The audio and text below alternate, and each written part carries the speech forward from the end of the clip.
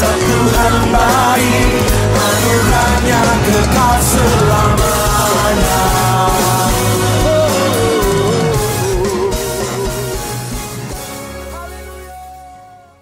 Selamat pagi saudara-saudara yang dikasihi Tuhan. Pada pagi ini saya akan membawa satu lagi penyembahan yang bertajuk Bejanamu.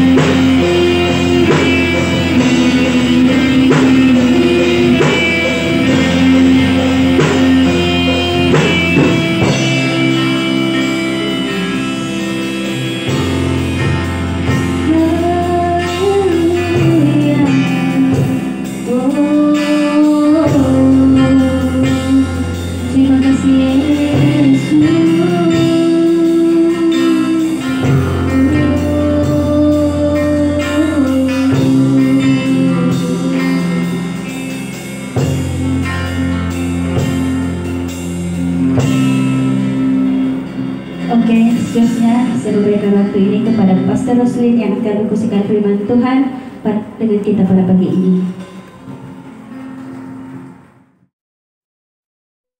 Selamat pagi jemaat-jemaat Tuhan yang dikasihi Tuhan. Sekali lagi kita bertemu pada tahun ini untuk belajar bersama-sama daripada firman Tuhan melalui saluran bangkit, ya. Jadi tanpa membuang masa, mari kita berdoa bersama-sama sebelum kita memulai pembacaan firman Tuhan kita. Bapa, kami mengucap syukur karena Engkau memberikan kami satu hari lagi untuk melihat kemuliaan dan keagungan-Mu. Bapa, kiranya Engkau berbicara lewat pada firman-Mu pada pagi ini, dan ajarlah kami ketetapan-Mu Tuhan, supaya kami hidup sesuai dengan kehendak-Mu. Berbicara Tuhan, supaya dengan itu kami tahu apa yang perlu kami lakukan sebagai umat-Mu. Terima kasih Tuhan, dalam nama Yesus kami berdoa dan mengucap syukur. Amin. Nah, pada pagi ini saya akan bawa tajuk firman Tuhan yang saya sediakan daripada 1 Samuel 2 ayat 11 sampai 26. Tajuk utama dia adalah taat dan hormat kepada Allah. Oke, taat dan hormat kepada Allah. Saya bacakan kepada kita. Lalu pulanglah Elkana ke Rama, tetapi anak itu menjadi pelayan Tuhan di bawah penguasaan Imam Eli. Adapun anak-anak lelaki Eli adalah orang-orang Drusilla. Mereka tidak mengindahkan Tuhan. Adapun batas hak para imam terhadap bangsa itu. Setiap kali seseorang mempersembahkan korban sembelihan, sementara daging itu dimasak, datanglah bujang imam membawa garpu bergigi 3 di tangannya. Dan dicucukkannya lah ke dalam bejana atau ke dalam kuali atau ke dalam belanga atau ke dalam periuk. Segala yang ditariknya dengan garpu itu ke atas diambil imam itu untuk dirinya sendiri. Demikianlah mereka memperlakukan semua orang Israel datang ke sana ke Silo. Bahkan sebelum lemaknya dibakar, bujang imam itu datang, lalu membawa kepada orang yang mempersembahkan korban itu.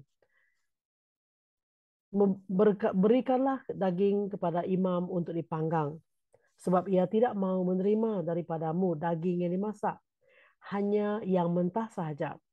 Apabila orang itu menjawabnya, bukankah lemak itu harus dibakar dulu, kemudian barulah ambil bagimu sesuka hatimu. Maka berkatalah ia kepada orang itu, sekarang juga harus kau berikan. Kalau tidak, aku akan mengambilnya dengan kekerasan.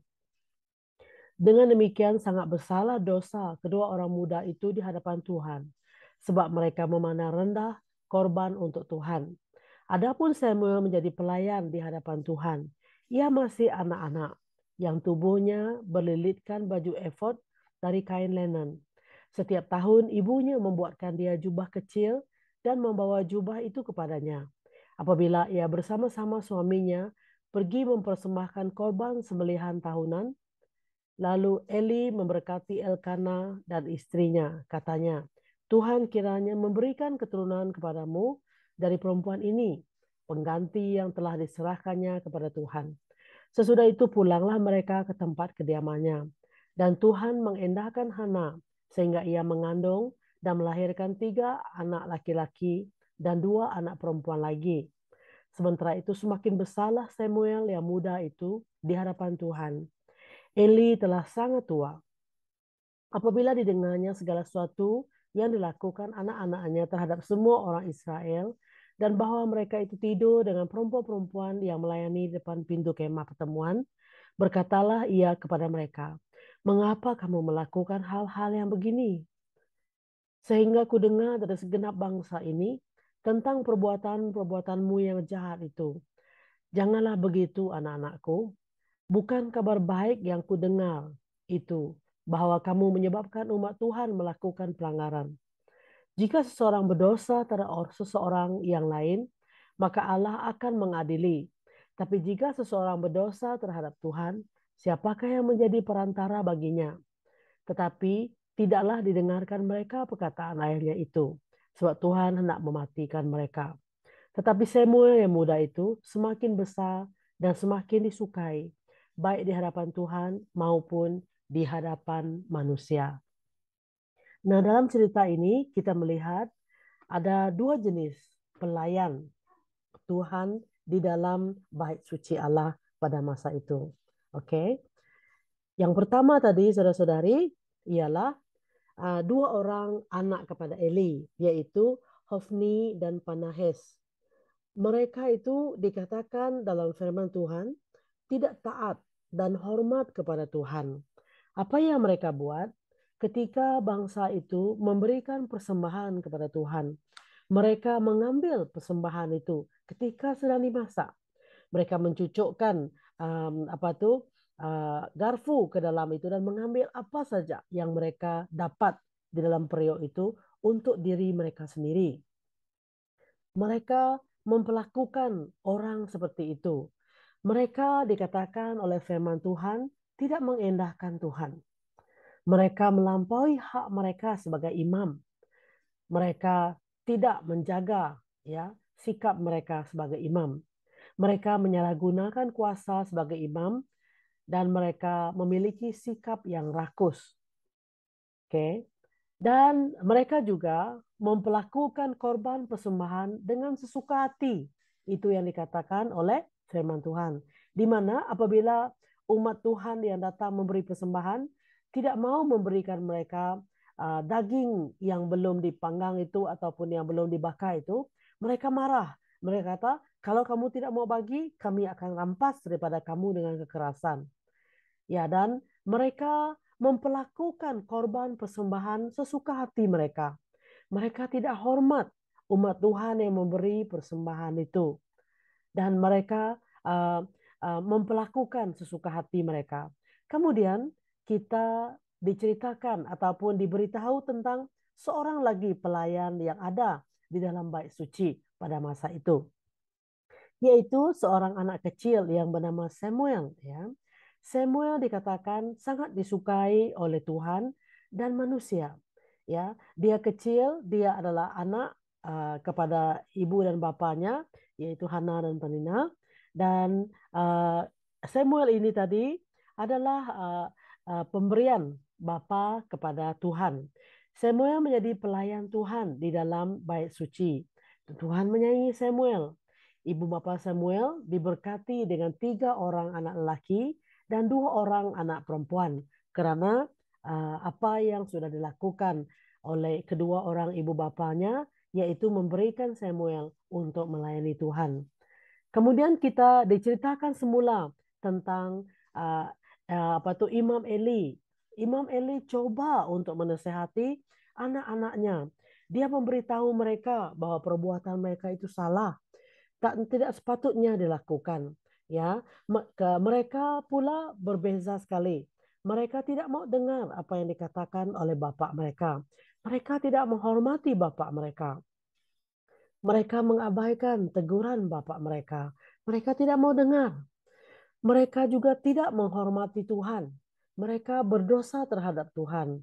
Di mata Tuhan, apa yang mereka perbuat adalah sesuatu yang Tuhan lihat berdosa, Tuhan lihat bersalah. Nah, saudara-saudari yang saya kasih dalam Yesus Kristus, apabila kita mempelajari tentang kedua jenis pelayan yang ada di dalam bait suci ini, kita dapat melihat bahwa ya kedua orang anak Eli ini adalah pelayan Tuhan yang tidak menyenangkan hati Tuhan. Mereka tidak taat dan mereka tidak hormat kepada Tuhan. Mereka melakukan pelayanan mereka sesuka hati, tanpa mempedulikan apakah itu menyenangkan hati Tuhan atau tidak. Ya, mereka memperlakukan pelayanan mereka dengan sesuka hati, mereka memperlakukan umat Tuhan dengan sesuka hati, mereka juga memperlakukan korban persembahan yang diberikan kepada Tuhan dengan sesuka hati. Mereka menjadi ketua, mereka menjadi Tuhan di dalam pelayanan mereka. Apa yang mereka lakukan, merekalah yang dilayani oleh diri mereka sendiri. Nah, daripada itu kita belajar bahwa apabila kita melakukan pelayanan, kita harus taat dan hormat kepada Tuhan. Apa yang dimaukan oleh Tuhan, apa ketetapan Tuhan, itu yang harus kita lakukan. Dan bagi ibu bapa juga, seperti mana Eli, Eli coba untuk menasehati anak-anak dia, ya. Eli coba untuk menolong anak-anak dia untuk berubah, ya. Tetapi anak-anak dia tidak mau berubah. Nah, ibu bapa, marilah kita sama-sama menasehati anak-anak kita. Jangan kita menutup mata akan kesalahan dan kejahatan mereka. Apabila mereka melakukan perkara yang tidak menyenangkan Tuhan dan tidak menyenangkan manusia, kita harus menasehati mereka dan mengajar mereka. Dan begitu juga dengan anak-anak, ya. Anak-anak harus mendengar apa yang diajarkan oleh ibu bapa. Mereka perlu mendengar nasihat ibu bapa. Mereka tidak sepatutnya, ya, uh, tidak mempedulikan apa yang diajar oleh ibu bapa mereka. Adik-adik harus mendengar daripada ibu bapa.